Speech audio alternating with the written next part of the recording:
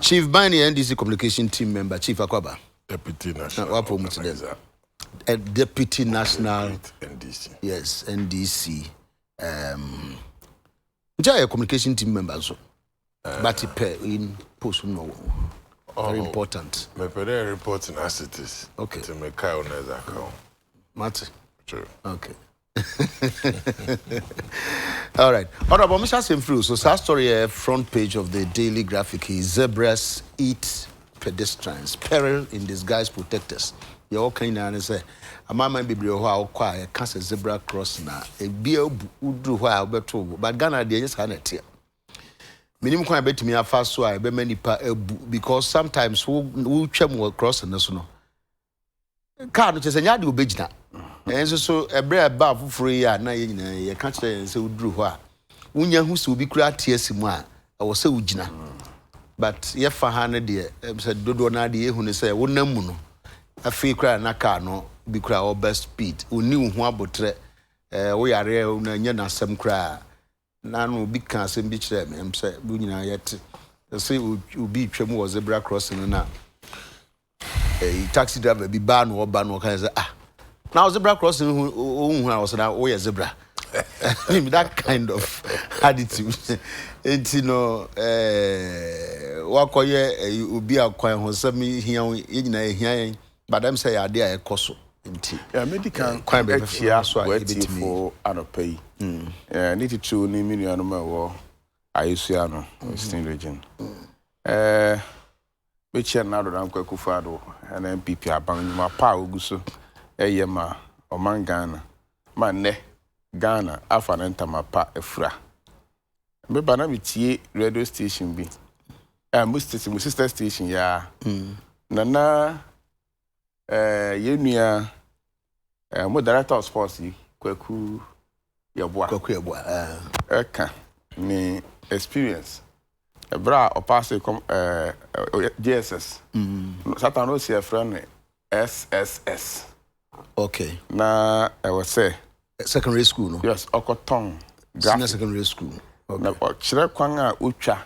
Okotong graphic. No sananto besan say sales of person savings so no what many ska ebu school a wako SSS no na enya asemwa yemu bi me pass common entrance 3 times and so na papa nya ska elementary school so na ene de o pass ya na o mami enya adaka bi ni fi adaka ko tum pepa ho na wa pede maka kra bi aguma ma na akọ school ama dodo na tumi nya kwan ekọ school ene hye bebiri aban de ba yeda na ase Dinga ayadema sa pedestrian crossing e ka ho bi na e de sansam no ban so we say ni se we zebra dinga ka sa technical name no e pedestrian crossing okay na it's on say ya ni say zebra skin nti e na ye ta friend zebra crossing but e pedestrian but be a passengers na famu me tu kwan America na me ko na me nua me ko sra na yira wo ketewa anti nua no ko adwuma na me fa na yire no ne akwala ne se ye komo ti akwala no da court me na me pia no na you do baby a pedestrian crossing no e won na be gina atwen ma cars no e gina no metwam me hu say the last car no me left no we gina by 5 meters to the pedestrian crossing okay na we see gina at a pa na me start say na hwana me Brian case honorable yanko na you move na me say nkrofo dey we respect pedestrian crossing hwea se oben na bofra ne bopriu na kwa report say wo cross pedestrian crossing na or the car ne ben abofra ne bopriu go court no kura na he will be charged into on pass them okay pin distance fa obako na musubo no na e bia wantumi anyina na se car na twu fa moso de a ene na sem de yenka wa ha emira so se e se brim no kura mpo no brim ni kaka ha de yabobo brim sa obi amfa ye ho very well emira na wo ho ne kire se yen road traffic act ne kire se obi a on the right of way car and a vehicle and am kwanson on the right of way motorbikes on the right of way bicycles on the right of way and that human beings and so and I nipa pedestrians I also nam kwan ho no yes you right of way. The first user of the road a vehicle no car no or the first user of the road ni and no anka be bomu kwan na afa so. The second vehicle our right of way a motorbikes. The third one a bicycle. And the last one any human beings. Your baby or kwan so the first user of a right of way no the pedestrians. That is where we have the pedestrian crossing. Well, make us an missy. Lot of kwan that holiday driver no and the vehicle on the right of way. That's a right of way. You are the first user of that road. It is a woo kwan into na yekase. Hey, a baby a pedestrian crossing in check car book come say abono. Card ball near do kujina quarter. Lawyer no defense lawyer no betumi akase. Me driver no me client no. Na onim say utwa kwan ni mu ye be say ehon na wose utwa kwan ni mu na wose derby one way or another you are almost guilty wa wotwa kwan exactly but except that oba Ghana has it appear say driver ni bia car or the car be bo bia no driver ni na difo yeah but say wonim na wo driver ni so what the car ko bo bi wo pedestrian crossing ni ma nipa that's ni no cross road no or no what right of way. The first user of that pedestrian crossing. Into Umpo. I will say with man. No chem. When you now the bond, who could do quarter, you start from zero with the form. As long as with the first lawyer was saying, Bia. Waka. Into and who be here says, sir, basic understanding. You better ask. Nentia, make understand say. At the maybe now, baby, and a penny big track highway. Say onipa etwakwan mu ho e bia nanto kakra bia ebe nanto akodu ba bia ya reserve dia ma wo pedestrian no say a pedestrian crossing e ho de sisakwa bi car ball kra na you are the number one user of that portion of the road yeah na ni nyina ye human behavior hwemfoni a graphic atwa akire yen well driver ni when we say pedestrians ejina ho when maybe a car no e was so mi say omusi mu nyina no na otwa okwanyina nipa no adu o right of way when we do portion and one number one user of that baby the white na mark no the pedestrian is the number one user on the also use work and say na car be ba wa ba no e do what person ujina yenya education yem want driver for no tia say we do sa pedestrian crossing ho na nipa ba ko pe and the general kwan atwam go so ujana no twam ansa onante boko kra twen when to me can twakwan Ghana hankwan no hen sa de no yen to me can twakwan e wo sa wonante twakwan ni mu na mo wo sa wo ya attention na wo hwe left and right na san hwe right ke bia ma then you walk don't run crossing the road you walk to cross the road. Service association on so. But no, the tumrika because exactly. But what do pedestrian crossing it is your right. You are the first user of that road. If I have the assurance said driver, you know, oh my and so yeah. Tumrika because baby across the road and all right. Okay. Until be tumrika. Maybe you kura na ma menu ya ba mu no. Punishment no can be. I was say yetumi kase driver yi wa bonipa ai wo pedestrian crossing so inti na so twen ayede man no eno wo soro esen nia obo nipa wa highway no so na media afo no mo yetumi aka na Ghana fo nyina hu say sa adifita yede amakokwan yi so de se wonnim now the car for bi now so kra wa so twen de na enya ha ba bi nipa no bebre nim motorist no bebre nim say when you kick somebody or you knock down somebody on the pedestrian crossing now, what's the channel? And you kese sing say with the car will be baby. But the shoulders of the road, the first user of the shoulders of the road, make a pavement, the pedestrian.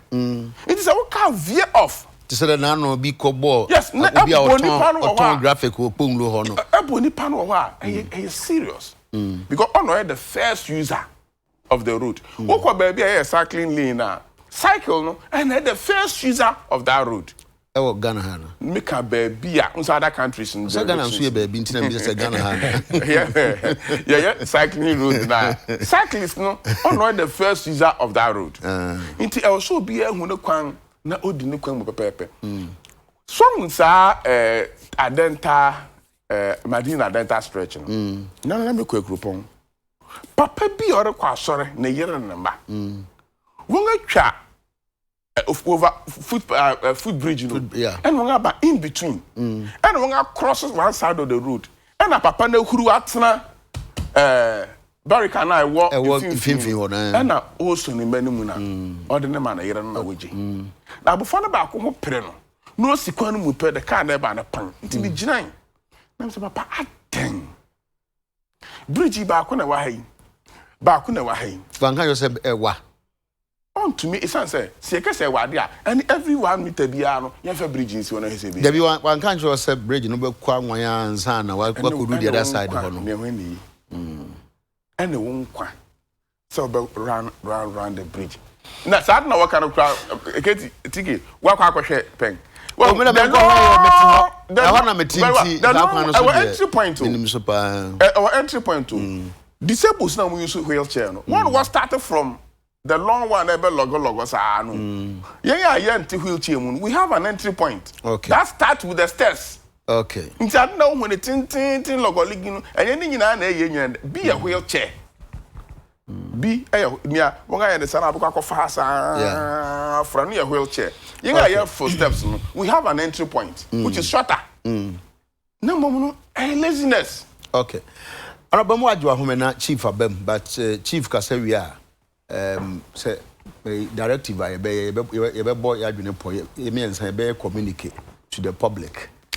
Say if you say because say say na you ha can say me ni abopo they all see 200 money 200 amount I mean chief as a chief yo opportunity came with that I'm the madam was na me chia na wahwefo na ma bon abado adwuma soma wodi wodi bo mangana na mesanso masanya gupo ni hira Medama Omanpenyin, Nada His Excellency John Dramani Mahama, Orbontoa, Onye Ghana for reading Como, na or church on Sintra, Ujide, or the water Abamana, or Sambatua, Ninjuma Papa, na or Yedo.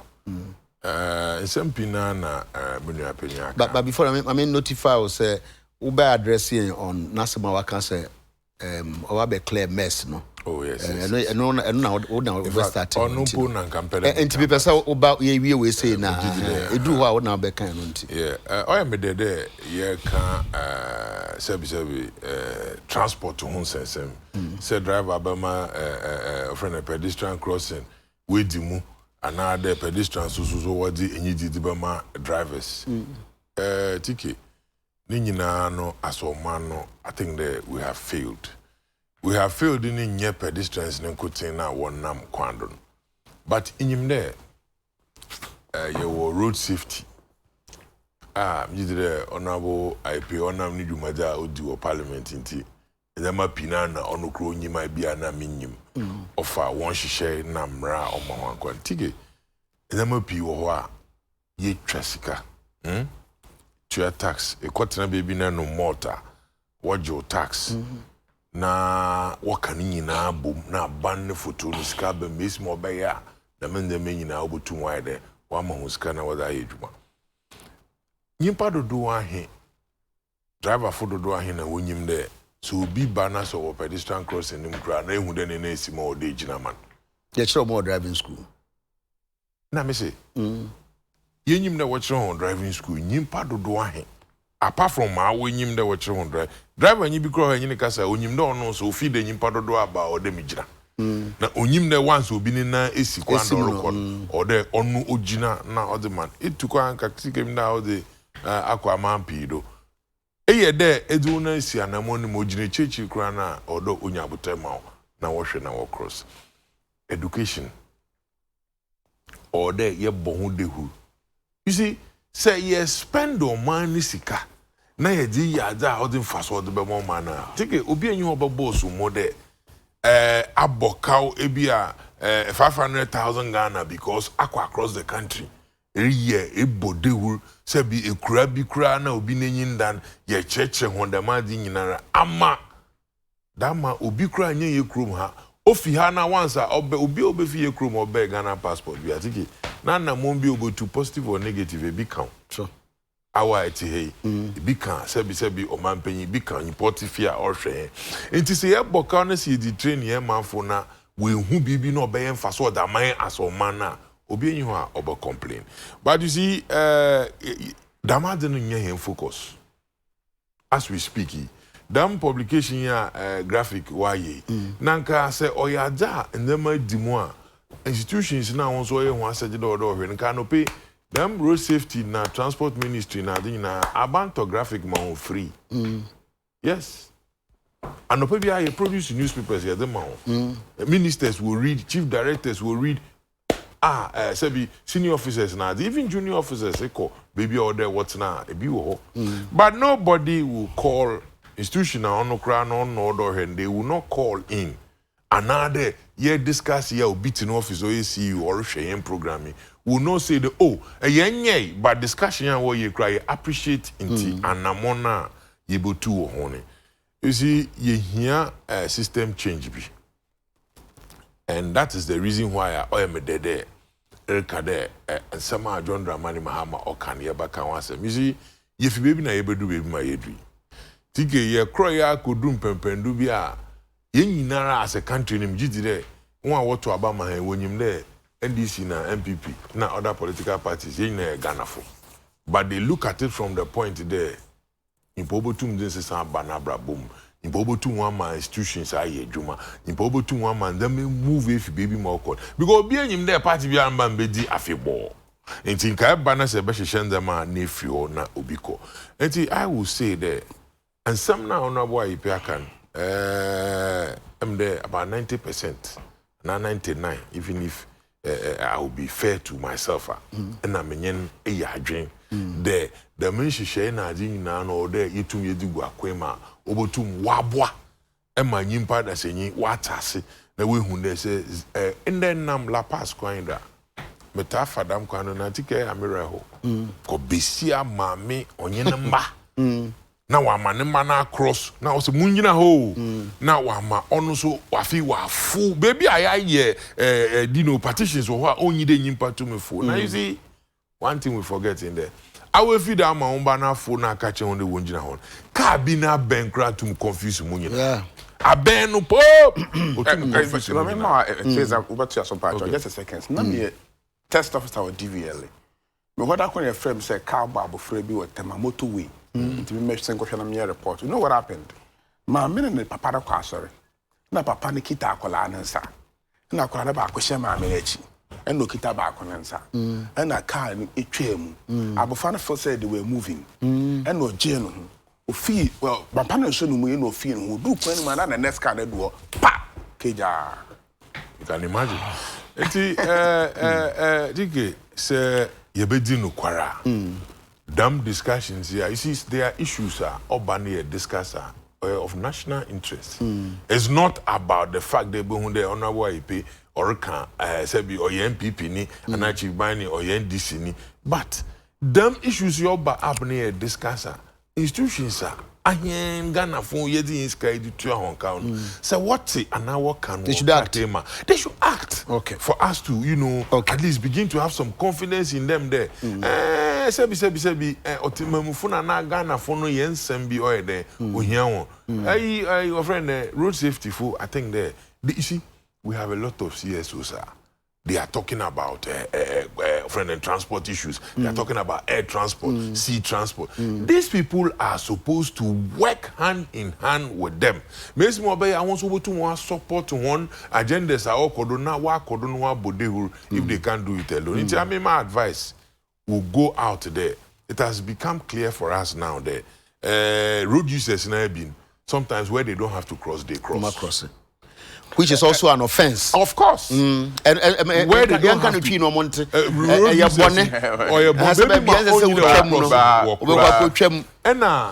driver phone so would do baby or hoya potty pad or horn or the man crossing one cross again La Paz na the man you see when the traffic light is red.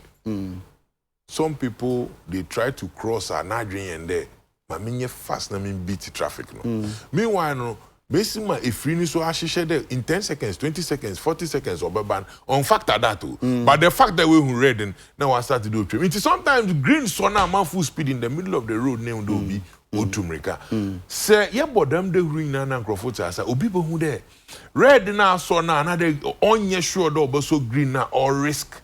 Wabra on shene pedestrian crossing there or a green and now but then them crossing there crossing say car ball the fracture na say loose one kwa sep be botum ewu bia onye faso enti na mribi opanyin beka the order be that man nyina anya adwem because owu bi ye nkwase ewu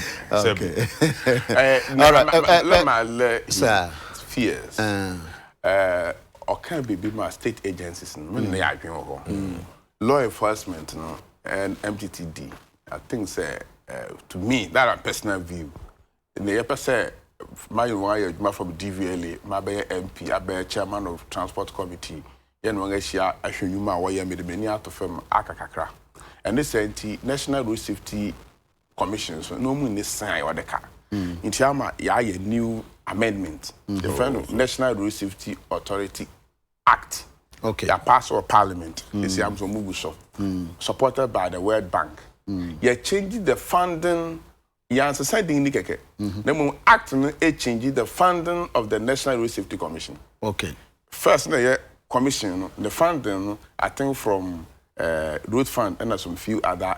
To say no, you're acting in such a way, say you're changing the funding to abroad. I must say so. Act no. Specifically, actually, how much should be taken from National Road Fund? And the Sikano said, not to say, Finance Minister, Road Fund for power, so I feel Mumianko donate 1% of our fund to National Road Safety Authority. This time, they are specifically in the law. Until at the end of every quarter, the money goes to them. World Bank, a clause in the Act specifies recruitment of road safety officers. Okay. As our visible across the king, National Road Safety Authority, but me the road safety officers have been at this time, they have powers. We go to my actual, they will go through Attorney General for prosecution. I want to find Ghana Police Services. Okay. And they say, ya shemrene we cannot. Abeka Crown, Obaba zebra crossing on. National Road Safety Officer. I feel National Road Safety Officer. We share the whole road transport industry now. Ghana Civil Aviation Authority, they are regulator for air travel, transport. Ghana Maritime Authority is a regulator for sea, or maritime transport. Ghana Rail Transport Railway Authority, they are regulator for. But the biggest transport sector, which is road transport, which takes about 94% of our old road services in the domestic road services, you need regulator. And so now we are having National Road Safety Authority. They can go to DVLA office. Like I said, more machine ya the testing will break in. We want to test it again. It doesn't meet your own standard. You cannot use that machine again. Okay. They will have the power to close your this thing. We move back to our VIP. Like I said, look, you're here and you're some Tyson A, B, C, D. When they examine Tyson and normal road wetness sticker. Well, most sticker no. Yeah, so go back to DVLA. Nako share. Your ties ni ansana wabajestika. Inti yaya who watches the watchman? So but the all Kenya fantastic. Provided say the human factor say nipa no ebeye willing say to me idea challenge no de beye adwuma no waye ni yie. Na on frame. Maybe am here test officer na driver be na ka kwenya accident by in the act no. So driver ni accident na we mpira. O say was testing ni be man say na out the license ama no. Inti me de driver ni see kwan so. Na me say me testing.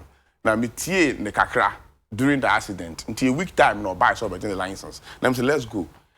Near mistakes be no meaning say no na accident in the buy no. Me testing in your passing in na. You do say, oh massa, me pento my car do office. So we speed up kakra. Oh, I say 50 kilometers. 50, yeah. Let me say okay. You do say, oh, just saw the me when you me hana menyo. Na nyina na ode. So honorable, I chief no parking no.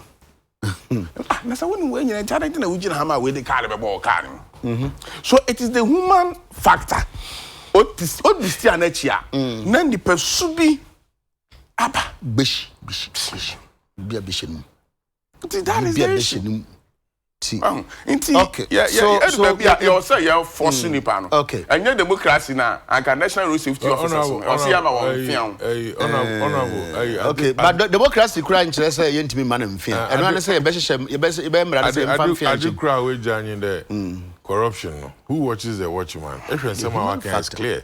Because if a car I walk through DVLA or one sticker, now them hurricane road safety full sway who now we who there nanka ties na jikro you do pass mitri anopea no pass quickly if the systems are in place are able to me track you do tiki na no a testing officer or pass them kai na punishment or the tiki ne the mana next person or no boy pay better man on here but I didn't go scratch my back but when me just say be in the act ada order nyimpa ye no kra on here Oban appropriate quarters or the warfare na within the magua kwema honestly another matter it is about the fact that ahe nyimpa na gasa ye behwede ye sesan yesu na ye ban na empanyinfu no so na wo hwe sabi institutions no dom run do ayed too much one san we will make sure them run obey adwuma omada thank you na unim say ye wie no in the act no e wo mu say said the honorary na bo ye hwe na say ye hu a issues wo ye be charge chief mess no ho nti DVLA will be institutional charges will okay you better charge DVLA all right okay you back come mess but mamenka membo video ya no pay or there my record na the come ban no to henka because I am free consultation no fund no wo na funding ya one no me just say national road is fund no fa bi mra ye fund no do me can be at all the no so I mean now you nyipa no children no why be mra there ya ye in the act that is in there system that was percentage okay don't authority so most start so more disperse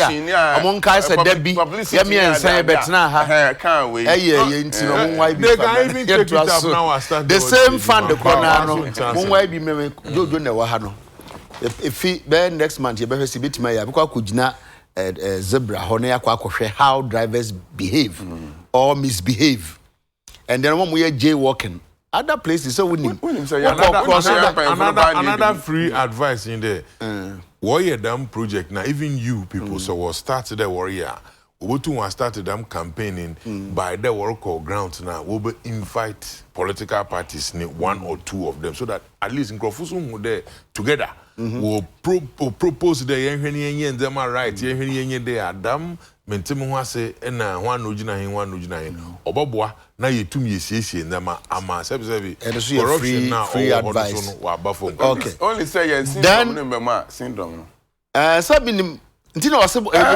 nyina mo ka mo dia afenu cross zebra kra na ya kiro ya tu aba ma campaign ya tu aba ma syndrome so dey wa winim ya tu aba ma but ade ba ko me pese me ka ma wo say ye hwe aben no dos mo Ghana ha do what to kwa India eno so me pese what to kwa India de me ru ho ahwe me ru ho ahwe ya ye ba punsesia Debbie and some hondo when you say unnecessary safety full ahwe when you say unnecessary horning a offense in the road traffic act so enforcement enforcement eco DVLA na eco test na you no hooting yes into no otu was sign ba na we be so our eco driver na ko bi no eco driver na yenye ko your friend menye ko through menye pa bi wo mekura na me garden do abai boko test nti no hooting sign by na menye na ko through na me dem say sidu there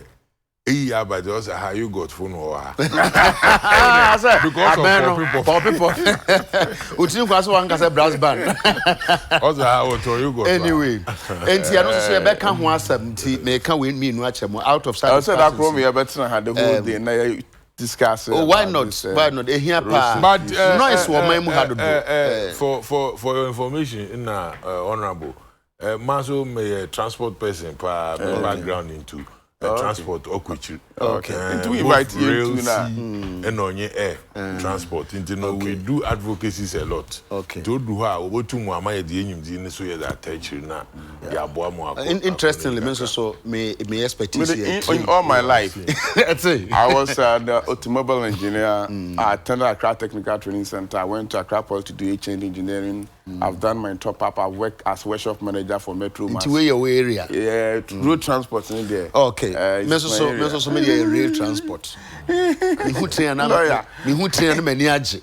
Ntina transport na nya na enkoso mi hu ana. That road you do. Expensive, capital expensive into ya man crofo me ye. Into mo ba. Because we was sorry be obi catch me pa but net time continue to make. Have that companies be person be boa na. And yet the bia we share yen yen kan da bia on be kan da ya me DBA akwa China, ye DBA akwa Russia. Ebi so ho ya adede no nti o ntimi ma. Share no kan me ya kwa Czech Republic. We be kan fe edu ba bia fe de fe scan ba yen ko ngani ma. Nti den na China timi koye wo Kenya. Mombasa China wo ko Kenya ya konya wo ga ye de one be ya. And it takes 8 months to build the coaches. 8 months. Why are you taking them? 8 months to build the coaches. Mess, no, Bezaka, and I am called Mess, no Prekwana said, because Capepese, a camp police for now, assembly. And then Mess, more time. Because nobody saw yet. There be more time, just a free fund. This is your air time. Another pay. Post for us a buy a pay, a beckoning album. A buy a pay. The bend the Bayam Kosher way, Yama army or money at the man for saying you're cautious. Yama, we no stimulant and pussy inside that you be near Quack any or saying specifically. Saying you be my MTTD4 and also a area. Ebe more arms near that the man for so who want to boss. Well, yes, a BBS in China to make her. And then Sassamia is seen and ringing no, so by minty when you must my Yako, Casse. I'm a police football in won't get you. Now, one can be shame. Now, the parbon of which we bow to you. After Hina Jacum, or Taba, more sister station piece from what can I say? What sister will call Upium.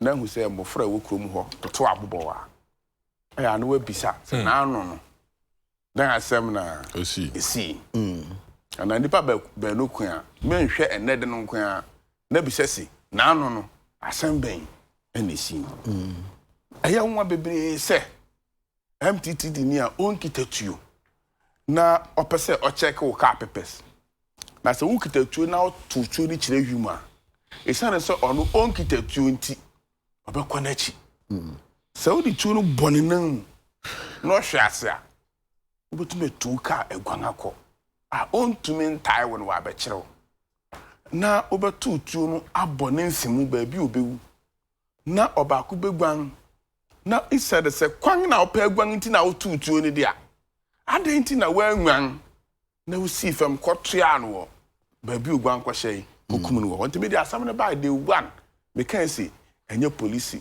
and the civilians, MTTD and the pedestrian assembly. It goes beyond that. Into more my young fan say MTTD for the driver for assembly. It is a sadia. Young compare to and farmer MTTD for no one farmer driver for one bank. We must take it case by case. Okay. Back case in no driver the person guarantee. Sana beya MTTD ni hu ne papers nye nti wa abonutuo na no na MTTD ni force age driver ni key sa driver be so ogba nti wa abonutuo enu na ye hu se a trend bi nti ye pe atuo na ye fa mo MTTD fu ma wo ho ban nsem abobo ba na yate no it's not about MTTD e mu se police ni na no gina kwan ho no ore ye na adwuma se MTTD. So, Mempese, you bet jump where I fail na police for your investigation. So, now, so, name same be a number from Mumu nature. I say, same as I said, same no quality. Not just say it has nothing to do with MTTD near or check driver ni, not a nearby with you. Now, they ask last year, same be. And then, I know, Obi Mamia, or we, na obi hu na odi tizi ni say me na me kum wo maame say ampa it's been alleged inti mama ya to yambo ase na police fu no wie one investigation no ya nhwe ye ni apre ye ho na no me kwa America me tinchen me bra driver police ni stop ye nga pe no ni tuo no a kire kan no the tato na trigger na ase Hey. Who say, hey, is that what you want to practice here? No, but I didn't know, yes, sir. Sir, on him, sir, a honum the one here, Nipa not take over to me a fire at any time, so you must be alert. So, be a question, be a question, piano, Nani echo round signs out of Sabbath Shebia. Maybe you the person man in a way, partner to you and car. So now when I'm zone be a hoya today. Inti, Miss Red. I will say, yes, near who say. Baby, ye koso amanfo a ye di tuo both civilians and other a tuo ahye wonsam ma no ye nkote sa ate bia nim ena ma se ba ko pe bia asim mmom se ehwa asem no mu wie ni ye hu se nipa bebre wa Ghana ha wana ma tu hye won ka mu a police ni stop no kono paso to no tu a ekwan wo ho ewuma yetumi ko rounds na small arms a ekita nipa ni titiru ne ye license ye no yetumi the ammunition detector eko house to house ni agichi ni nyina na etumi lesson normal of small arms in the hands of the individuals. Okay. Na ye ba kwan na police fo no enye wo adwuma ye betumi ama police fo ekita tuo agina vantage point now ye the one numbers ana Motorola no ama MTTDs phone. No what na less than 3 minutes. No afraid. Na obi about to his rescue. But mummy enye ya adwene say one case we are bentin. Yenko totu ni achiche ma MTTD fu nyina. Na MTTD ni bia gina kwan ho a na okitatu. Okay. Afei mummy enhwe say adenti na ase police fu akunkum so ados sa. So police fu and civilian nkitam nkitahodi no he be here improvement bi kakra na say police for ni biribi na ama amanfo no ani aba won ho so say hey because esiwe amanfo nkuro bi so to the extent say your countries bi ho police ni kura na ma so disguise no ho just so she fia atare okodu adwuma ne colleagues wo ho a wotuma hyesoja atare yes so na ebetuma bonucho appointment kun sa ho ne ye adua na we must do something quickly. Okay, me as road transport expert me nyantomo say MTTD fu na ejina kwa ho no yema wontuo mmomu no yanya in such a way say sa civilians and am for the one a omo jenjejida vantage point no one na yema wontuo na one MTTD fu no enlink MTTD ni bia ho kire na quickly na ogaba chief me too Tike yeba my busuafo yako. Now, I think that I have said on your sister station last week, I mean, you know, I'm can commode decision now up by Hona there because of the massacre, IGP ama order there, Woma MTTD for a true. I said there, I see it a bit of a knee-jerk reaction. Wonjiran crime into crime. And I'm happy there, at least, even though it's a decision now. IGP now communicating or here will be or some MP or something transport committee do and he's saying it as it is by his opinion there with no expertise technical opinion there will be you see I think there's a challenge, there's a leadership challenge in this country. Eka amanfo ntase you see it has gotten to a point even though Bonnier at the Bonnier will hold it down this time around it's as if people are acting with impunity via Adrian and Tase. And it has a political connotation via. It does? It does. You see, when people lose confidence in the leadership, and politicians and you seek now was also feel that they are familiar with the leadership. They also feel that they have that connections and they throw their weight about her. These people know so why are the boy here for. They do certain things Oba affect our nyimpa krana if he associate with that person, because that time we take them decision is without your knowledge. You least expected the nyimpa go to wire them. And so it is high time I'm for bets now we decided that wrong is wrong. Look, I don't want to talk too much about them, but them is work at the investigation because I've read something about Nkofa was one court now. Mostly in them happen here court ye chance ni ye but TV do na you know unkusia ga fanfare. And I'm going to end on this by the fact that TK, first time in our history as a country, the massive Nebia Mekaya Oyemi, but when I raise it and people just rubbish it because of one political affiliation, sir. Na omami bohu. First time. And you who elections, sir. Yen Ghana na ye koba elections. Yen yimsem osi. Botum the party in Samaba, botum the party in Samaba. Kwaya was so westwogo. Take it. We had people with impunity. They came flouting, touting themselves around as if they were national security. Yenyimi binua, you can trace them. You were not. Take it. Dibisa. Sabi, iba wiajache. Sabi mpendrasa. Ese mi penyi. Abakwa sema okodo wo manimi da benda. Nehu de. Sabi nyimpa oye adwuma ode ma omano onu security in court. Ofano ho a odo bo ho bano. Odi ibufu odi ba act dem esima ye act wo ayawaso. Na yenya police sign IGP came to sit them another panel. IGP was like others ni bi I don't know. We called the National Security Coordinator, we called the National Security Minister, we called the Interior Minister, 3 of them different accounts. As a country, we agreed that, let's go on with the committee, let's get the report, near punishment. Report na kodo. Recommendations aba.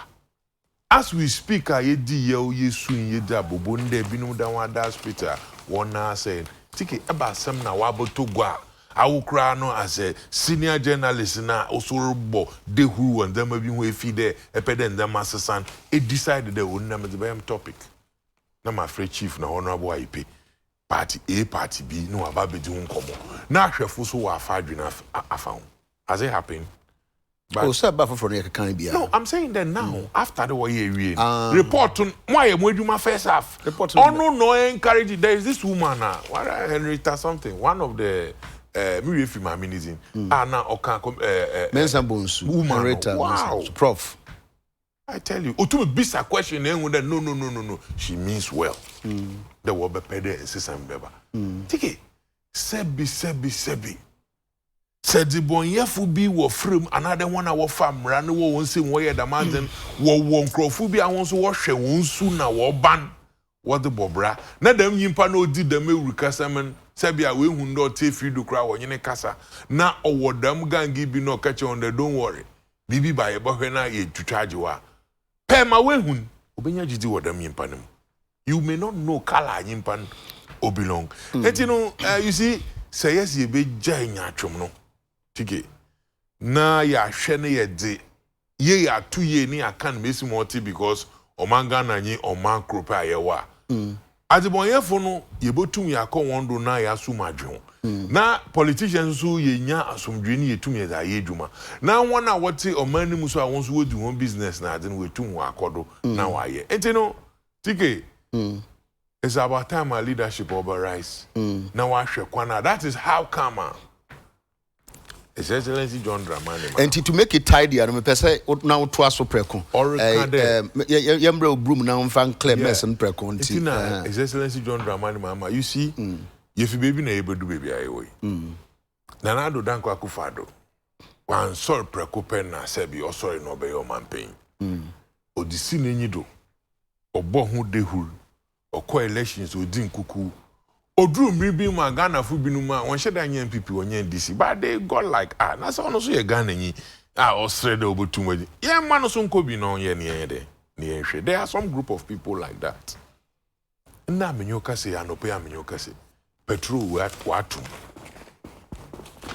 petrol watum nu oye about a friend and Esla the energy levy one kasa wodako one new budget review yera kind of rata or the cray there was in 600 Berman honorable I pay away ono and wako for the moon so no other by na menyo kase fango watum ema okosoro but time a wo position dam levy no wodin kankra wakanda or levy bia waka bibi brofu bi was a nuisance tax I mean left our foundation in a man for who baby crowd what do say or man penny mahama say en trouble man no be clear mess no enti na wo address say honorable ipenti obetwaso before obebe mu enti na just want you na tike ono ye one side na menyoka say baby abefe bia ekonanado danko akufado nankasa ni fie cry benyo obi mu akacho do ndema ma ye din na ye wari shemu do be den obeye yi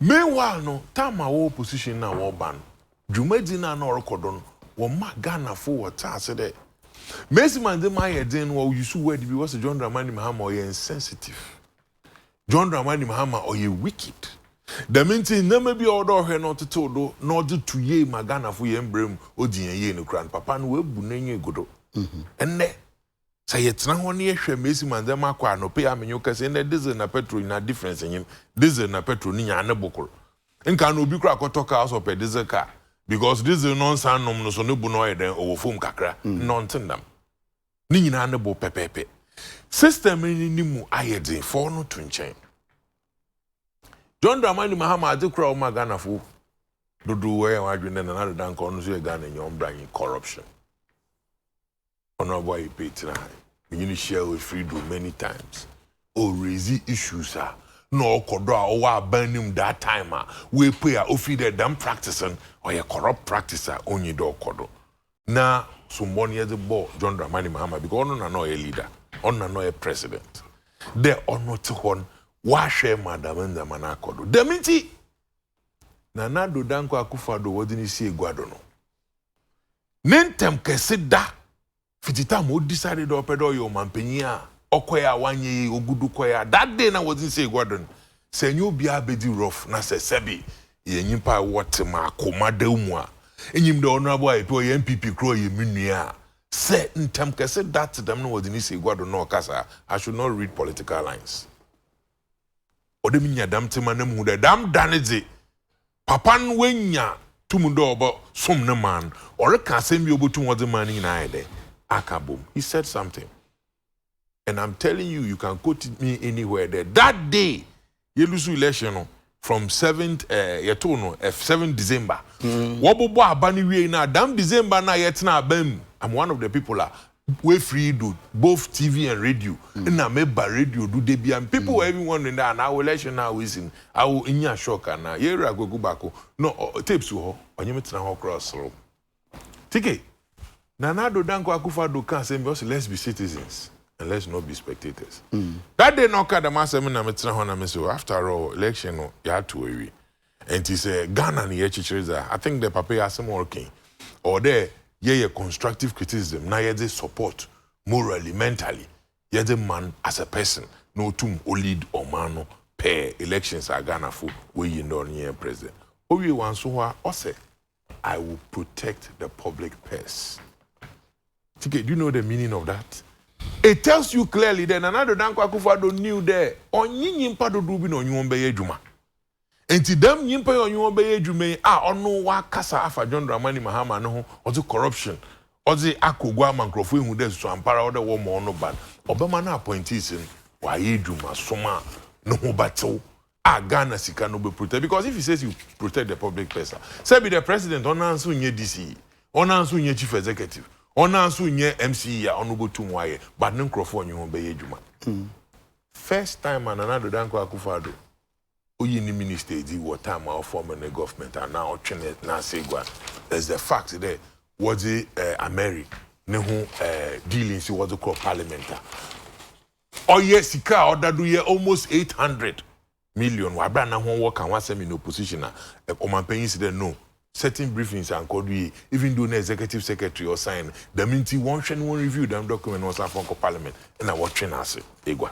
You were in this country near cash for seat saga.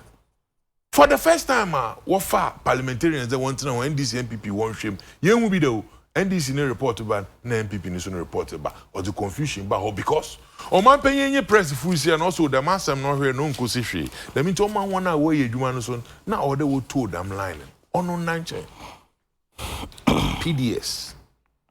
PDS tama Nana Dankwa Akufo-Addo opposition. No ya sama yer kan wa some concession ECG NDC worship. In fact, obey and system be wom years odo year 20 years will be changing 20% of the core the Ghana friend Ghanaian company onya friend is it 51 instead of 20 and other people said okay that's a good idea.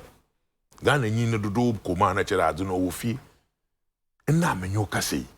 Nana Dankwa Akufo-Addo ninsema okan opposition a wo ba ben na ya tede Jumadi abanan kasa ababeka che na hihye na wo ye na wo hwe na we take ECG ma yen kane a we gina do ye na we tu wire distribution na osefata me na we benya kane an enkrate a wo hihye wo the cray no dwirim wom the minister of energy there enkrate a wo the cray no we detect fraud that means wo ye investigation 30 days as on last week Friday. You trend the report baba na omani nyine hu ombehwe ne nansen PPA.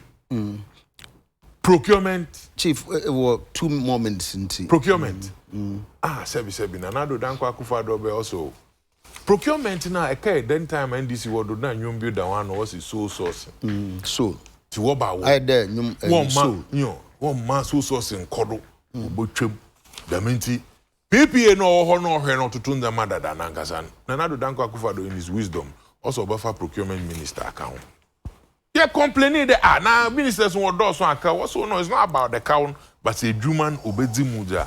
Na me yoka say. Wa babo to gwa de PPA boss onankasa or the nkrate ato.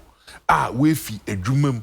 Ende wo ye hwehwem woni mu sane ono PPA boss. Nankasa ne company. Wa go through process we nya contract nkukugro 14 ebinu wire restrictive tendering na ono chede wo restrictor na chede bia we expertise bi na time measure na adinti tike na edwumi o special eyes won wa ye nso acher nti yemfa ma ho na won fa won membra na won kwankwaye 14 of them yimpa na wode what na wode regulate nti no message na wode ma he na ye to abaye de ma ho mostly there John Dramani Mahama o incompetent John Dramani Mahama or corrupt. Ina menyoka say Nana Dankwa Akufo-Addo we prove there incompetence in you meaning there it is about mono na nimpanyifo ye saying there every day tike ye bada ye story na scandal be break. Ina menyoka say social media document or pro or tenancy agreement.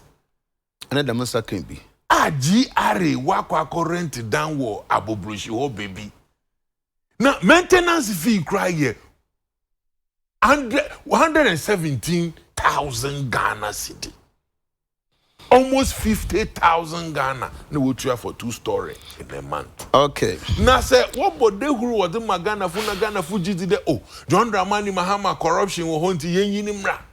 Nanda ye banana na Dankwa Akufo-Addo or down octopus. Nana ninsana ni everywhere ni baby ma ni appointees wo nyinara adebecha yebo so ina corruption in the Iyako award contract share youth authority asama wesiwo natike the public person president promising and will protect him by his word enyidi marasi yedi enyidi yedre man na okache ndo protect public purse na yedi dem jidi ni yedi shenumu as a president. Nanda menyoka say public person why didn't swa ogu basket ma orinwina. Awe etifi na jidi na da mo manpenyin ni muntin e what them believe na woni mun. How are you going to feel? Okay. Until leadership fail into workers MBR ente this is what John Dramani Mahama say. Nyankopon ye na dom na Ghana fo woto aba wa bra wasuensa between Ono na Nana Dankwa Akufo-Addo. Obi ehu fili gadochi John Nejuma e na Nana Nejuma. What to about man na obabiuma? Mess na okodra nde yen na numa wojigwa wenya wonska kakra was akoto bank. Ba akufo ose debi o hwepete ntekrema and one hour financial institution in an or the kagu. Na sebi my enyim de won wodi mun wo gina do. Enti yemfa ho wo si call. Yes, the crater but to order aban or the appoint receiver. Name also if you gum. One boy penny constituency na usika da ho na ekọ bank wo. Another savings what they connect with Jusika. Scan the one sanka. Okay, man, boy, pay. This mess must be cleared. Okay. And John Dramani Mahama no Baba cleared that mess. First of all, why that mess? There's no mess. There's no mess. Semitien some of Kenya. Na Matt say a former president Muhammad say over clear mess. In fact, metina me say ono ni mess na ojawo. Na yenga clear no. Ni aka ye gusu clear ye nwie ye no. Eno na all stress anke ye ma no kwan no me clear na. Sa no kan. Sa na me tie asafai. Sa se bi tie me nua ban ni. PP John Mahama no. Sama okay no. Ebi a eye mess John Mahama no. Ye clear. Okay. Si e betro men. Oh, I see. Na TK ekese me hu say I pay e the phone etua na so. Na on e ban chief ban afaha nti yidu okobo kron me a kire wato another scandal. Me hu say na honorable I pay fensu no de etua na ano no wa ano. Me hu say chief ban no okura nu nsu a o de bai we dey suspect say nsu biribi wom another scandal na ya kire. Are you addressing nsu no si one because people kala enye Chief maduma man kakra mo no ma. Many do be clear now we mess now. The boss Mahama na hwe kakra ma no. Okay. And on the man. Mahama baby maybe. Okay. Enti ya ka messa. Se NDT fe won adwene se na do dan kwakufu ado his excellency of back protected public purse. Enti anamontu biara obehu a ede krono ede dwurum ebeba na ban mu no ode number system no wa prevent ne e so otwen so e wo so betwen so ne e wo so yiwadi obeyiwadi na biara obeye bia no ye be de be ka ho ne ya list say scandal de amonkoso ne ye de ye be koso akodwirim ne kata hyehye saa.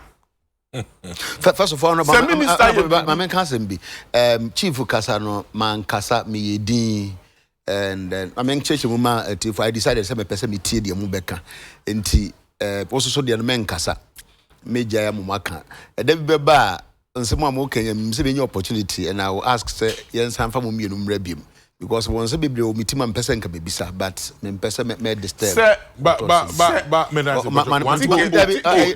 Chief the man to us win him man kasa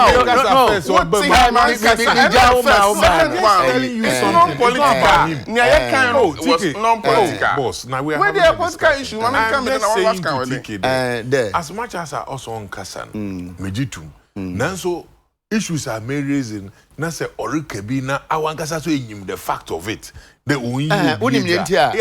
I took so that I don't interject. No, I took a certain poster because so whether it's good or bad na me bre ho na nka metimi abisa but all I said are facts, they are happening. Let's say me tier once but time na unfortunately we not have best energy minister bi wo ho tiki energy minister bi wo ho oh god na all your process bi na process for say anko yie na giranchen fima ben eno so scandal also hu obi ayi na di yentina me de eno am an example fima ben mu giranchen man kada mi hu obi ayi na di even though won yi obi edi menkan okay ena ma obi edi ena ma chiro ba me say nyimpa enti giranchen a eno so scandal sir PPA CEO allegation abase wo a wo ye police musa pahini police a wo bo kron ho ban in terms of procurement because on no the bar stops at him. Yes. Na say what to me from company in your name. Now the companies contracts. Now tonga. Now president hey no obi am be che eja o some ada na me nan guabontin. Oh. Ani giranchen na you do all you do all that chiam I did that I just to the president we mu there ada ba ne nengu abano that's all I'm saying in this particular issue na meka okay another issue baba nti no wo ma suspend o me na me di dwuma di ma ko gina nchen aye na se because CID National Security BNI enya investigation pe na ye nua no mahura gina nchen se internal institutions nti eyide medoma special prosecutor Oni Commission for Human Rights and Administrative Justice and independent institutions mungo hwani nsim eno scandal. You see, I was say yehu mess no ye kan no mess ni bi say if you come Nkrumah be independent ma yen na ye wo ahiafo na ohia ne oni sika no be ko na sin training ne ye betwa sika bi ato nchense sesi kai esansa wode wonni bi na ofio hia finti bosum bi be ma na owie suku a wa be som man no de ahyanan na sa ban bi ba na so betwam no be yifi ho a that is the mess. Oh, and a mess. Okay. Sir, you were nurse for a year school. No one direct employment. Now from 2015, 2016, 2017, for a year school. Now to me, I'm found. Now we have backlog. Now 2017. Na kufu adoba no be fa 54,000 nurses amoja won wofie no oberu kutu won a chances na amoja won wofie ni IMS we have come to clear it by employing 54,000 nurses and no mess ni mess no ya clear se bank state bank o ekodeka no want me nyina na nan so no wan sika now bo bank ni don komi na friends and family eka bomu koto sa bank na bank ben no AMS bank ben no sa na adu dan kwakufu adu bank ben no na banks bi ntumi nyina na nso tige ask na okaka sa banks ni nyina bom investment bank bi edi mano chief anya fe platform ni so na bank ben na tige we have to protect him for me bacho mama protecting ai aba bank sa ye was chief bacho mama nkasa in a friend banks oni Mr. is he talking about Kenuforiata? No, chief bacho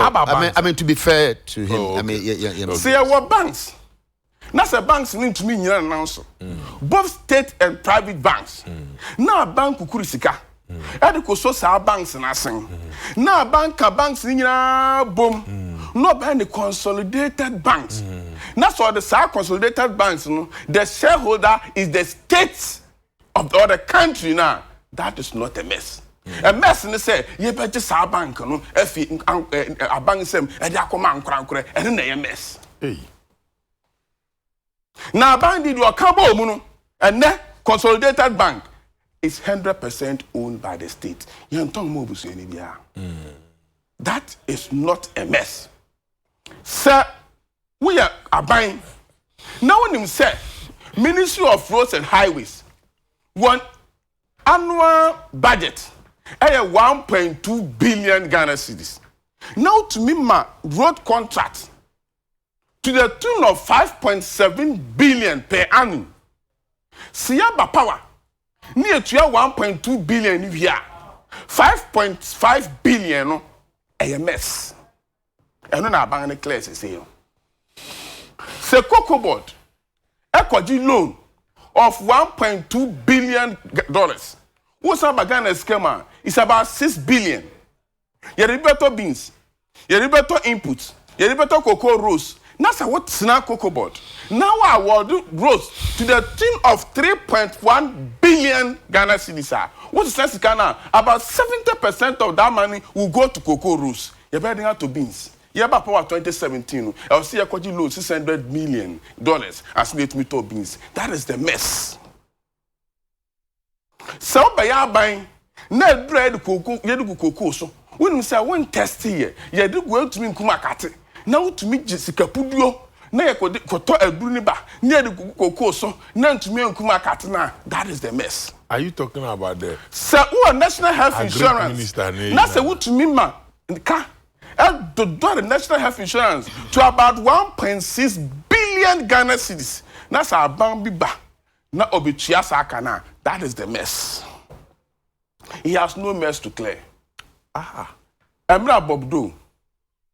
and Bill Clinton a context elections. Yes, Musha Bro be Republican.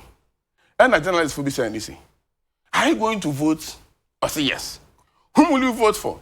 I said, no, I'm a Republican. I'll vote for Bill Clinton. I said, why?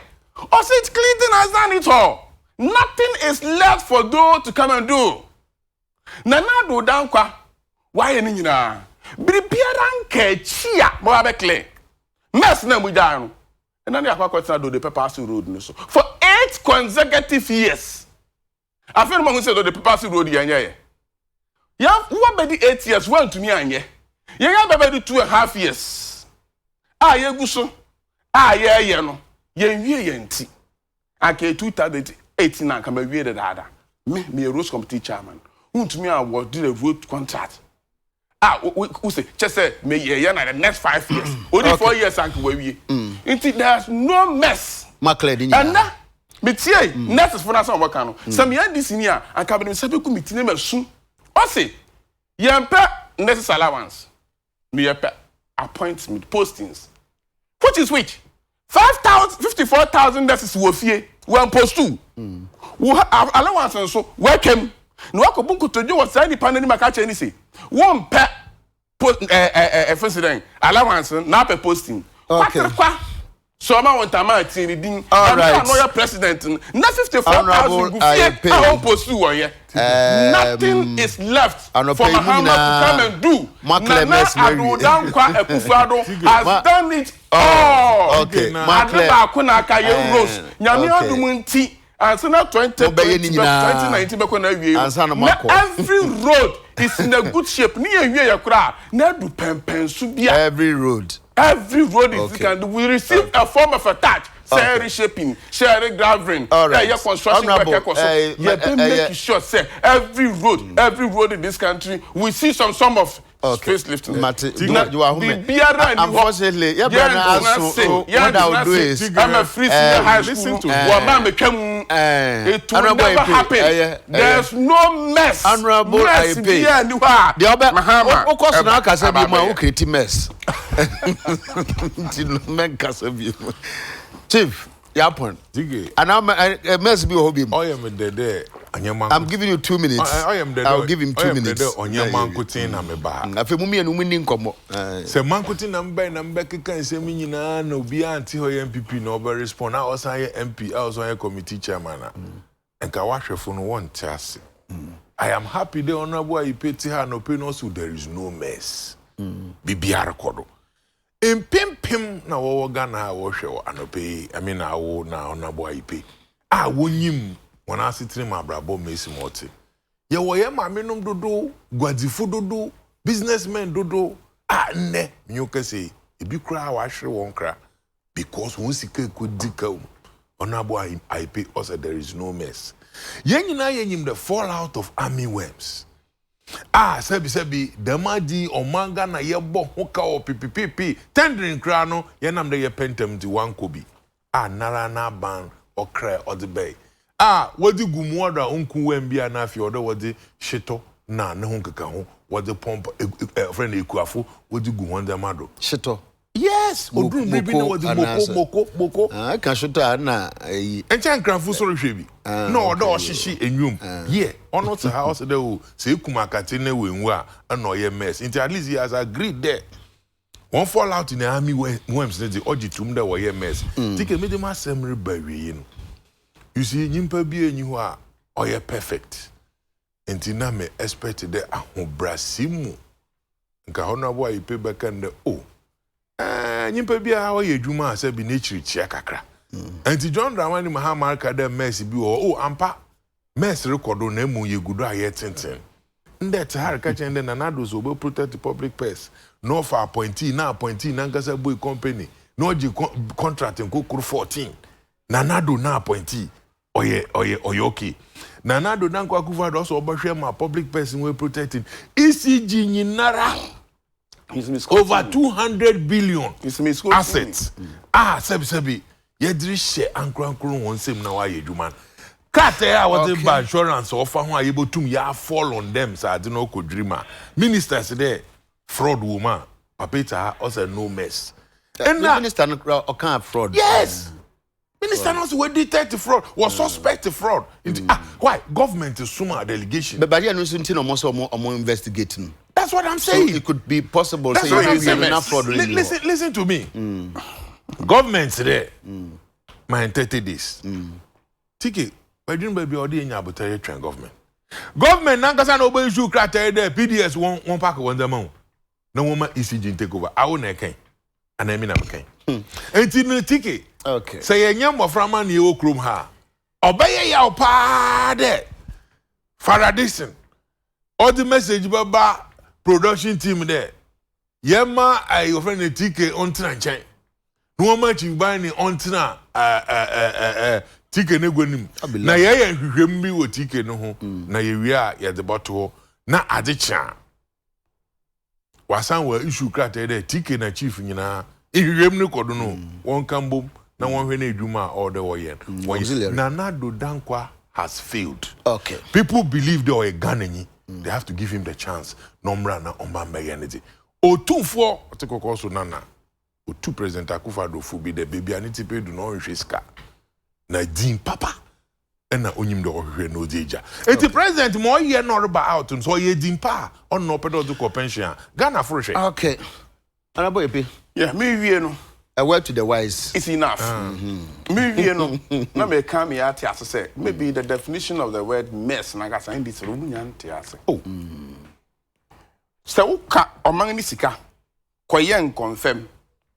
Me be say confirm na koyen won wo wahin we so mo tue kobakina. This is mess. So ko fa oman ni sika edi dua nnua birimu.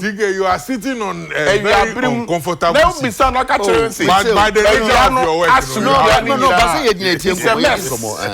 It's a mess. Another word mess. Uncomfortable.